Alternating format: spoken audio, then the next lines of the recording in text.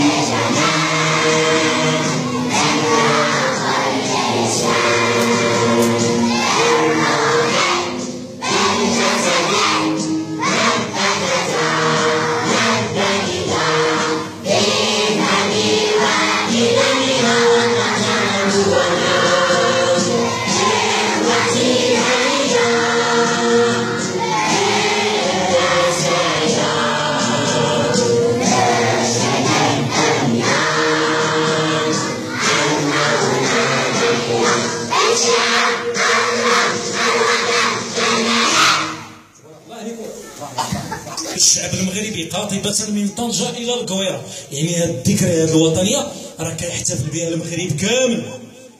أخو راه ماشي غير حنا اللي كنحتفلوا بها هنا في المدرسة ديالنا ولا في الحي ديالنا ولا في المدينة ديالنا اللي هي الرشيدية، لا المغرب كامل من طنجة الفوق القويرة لتحت. في الخريطة حيت كتشوفوا الخريطة كاينه مدينه طنجة الفوق وكاينه مدينه القويرة، يعني المغرب كامل كيحتفل بهذه المناسبه ديال المسيره الخضراء، وهي قال لك اسيدي ذكرى من امجد ذكرياته الخالده، ذكرى تلتحم في طيها وعالمها وشائج العهد والوفاء والارتباط الوثيق بالوطن وبالعرش العلوي المجيد. انها ذكرى المسيره الخضراء المظفره، يعني على سماوها مظفره لانها كانت ناجحه ووصلت لذاك الشيء اللي بغات توصل به، يعني وصلت للهدف ديالها، داك الشيء اللي بغينا نوصلوا وصلنا له. لا لقد امن جلاله المغفور الحسن الثاني طيب الله ثراه بالحلول السلميه لاستكمال الوحده الترابيه للمغرب، وهكذا اعلن عن تنظيم المسيره السلميه. اقول دابا هذه المسيره هذه منين